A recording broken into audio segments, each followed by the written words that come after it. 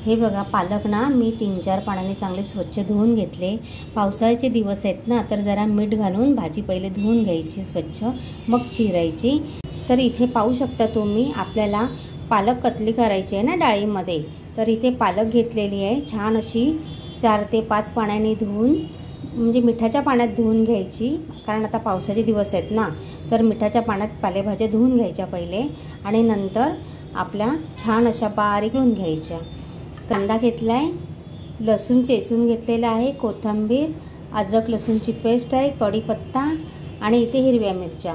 तर आपण काय एवढा कढीपत्ता आणि कोथिंबीर वापरणार नाही आहोत, आपल्याला लागेल तेवढाच आपण इथे त्याचा वापर करणार आहोत। इथे हिंग घेतलेला आहे फोडणीसाठी, जिरे पावडर आहे आणि इथे ना आपले काही सुके मसाले आहेत। जिरं, हे जिरं राई आपल्याला फोडणीला लागणार आहे।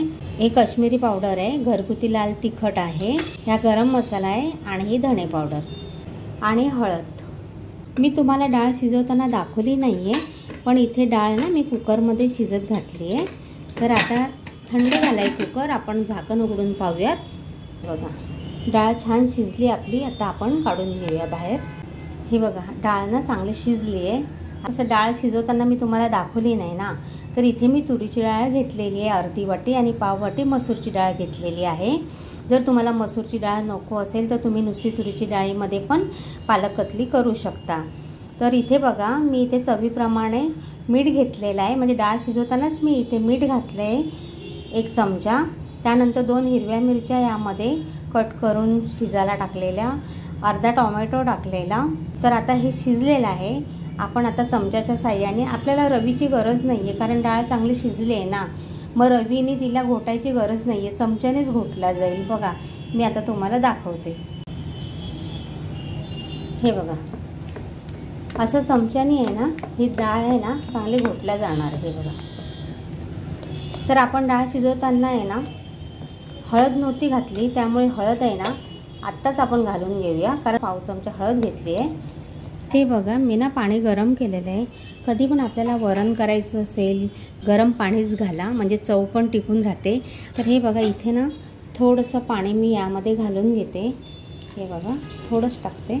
छान आपली डाळ बघा इथे शिजल्या गेली आहे। तुम्ही डाळ शिजवताना सुद्धा पालक डाळीमध्ये टाकून डाळ शिजवू शकता। मी तसं करत नाही, कारण कसं पालेभाज्या ना जास्त शिजल्या ना की त्यातलं जीवनसत्व निघून जातात, म्हणून पण आपल्याला आवडीनुसार तेल घ्यायचं हां। थोडीशी पाव चमचा मोहरी घालायची, आपल्याला पाव चमचा जिरं। तेल चांगलं तापले आपलं, बघू शकता। डाळ शिजवताना मी हिंग घातला होता, तरी पण इथे थोडा हिंग फोडणीला घालते ना। कांदा घालून घ्यायचा, मिरची शिजवताना घातली होती त्यामुळे मी आता इथे मिरची नाही घालणार आहे। हा चेचून घेतलेला लसूण आणि कढीपत्त्याची 5-6 पानं। आता आपण छान असं ना तेलामध्ये कांदा परतून घेऊया। कांदा छान आपला झालेला आहे, आता आपण इथे आलं लसूण पेस्ट घालूया। आलं लसूण पेस्ट चांगली अशी तिचा कच्चेपणा जाईपर्यंत परतून घेऊया।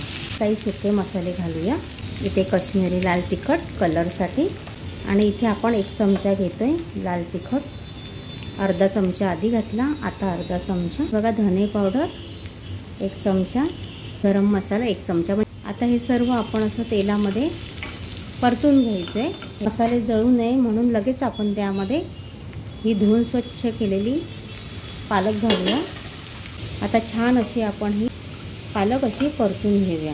पालक ना छान अशी मसाल्यांमध्ये परतून घेतलं आहे। आता आपण 2 ते 3 मिनिट ना पालक अशी वाफेवर शिजून घेऊया। वाव, पाहू शकता तुम्ही इथे 2 ते 3 मिनिट झालेले आहेत। बघा, मसाल्यांनी पण छान असं तेल सोडलेलं आहे, पालक पण आपली छान इथे शिजलेली आहे। आता आपल्याला यामध्ये मीठ टाकायची गरज नाही आहे, मीठ आणि हळद, कारण आपण आधी डाळीमध्ये मीठ आणि हळद टाकलेली आहे। आता आपण यामध्ये डाळ मिक्स करूया।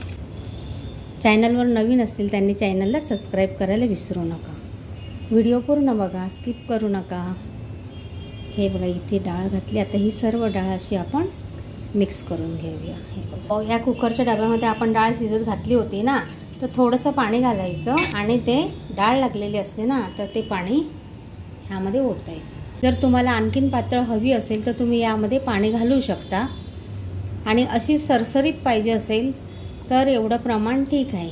आता कसं इथे शिजायला आपलं थोडं पाणी आटलं जाईल ना, तर एवढं. आणि कसं थंड झाली ना डाळ का ती घट्ट होते, म्हणून जरा ना सुरुवातीला जरा पातळच ठेवायची. एकदम छान असं यावरती ना कोथिंबीर घालूया.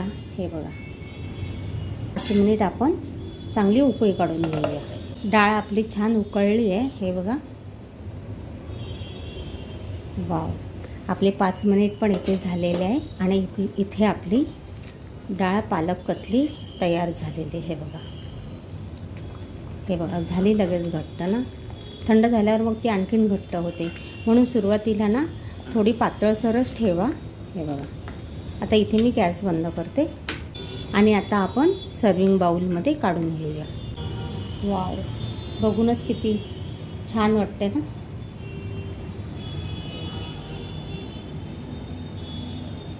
आता आपण पूर्ण काढून घेऊया.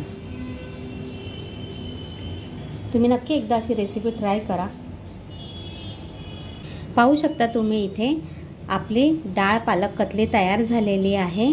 चवीला तर अप्रतिम झालेली आहे. तुम्ही चपातीबरोबर, भाताबरोबर, भाकरीबरोबर पण खाऊ शकता. कशी वाटली रेसिपी ते नक्की कमेंटमध्ये सांगा. रेसिपी आवडल्यास लाईक करायला विसरू नका. धन्यवाद.